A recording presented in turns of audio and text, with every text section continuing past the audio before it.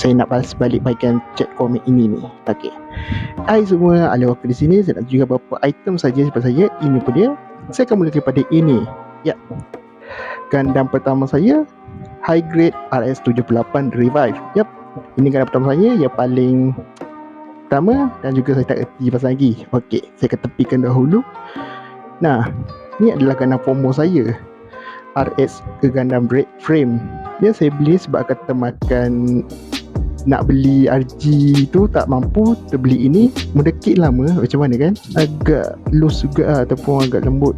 Okey, seterusnya, nah ini Gundam saya luarkan masa paling banyak sekali dalam ini, Gundam Astray Blue Frame. Yap, sebidua sebabkan jadi adik-beradik saja, B2.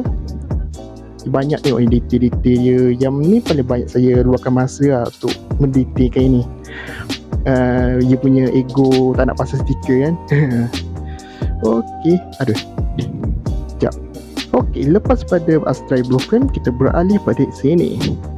Nah, Gundam Origin Zaku Comet, ataupun saya sebut sebagai High Grade, rasa seperti RG Real Grade. Tengok detail semua ni. Ini pun salah satu Gundam saya paling suka juga, dan sudah tentunya sebabkan dia ini ni adalah couple untuk seperti ini. Ya, memang sesuai kan. Ya, rival abadi dan juga ya, macam tu lah. Nah, ini untuk yang high grade lah. Okey, yang ini yang saya akan menurut ini pula. Gundam Double O Raize ke mana? Dalam kotak. Tahun 2020 sebelum saya ni.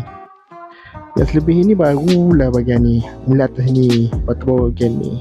Nah, saya dah tambahkan panel line sini dan juga kaki. Ya, sesuai lah. Itu sahaja ke? Itu sahaja. Sekejap. Oh, 55. Batos?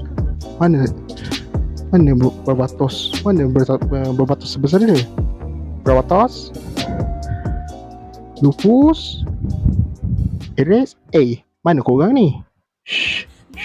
Kau semua dengar tak lagu ni? Ni lagu ending lagu ABO. Jangan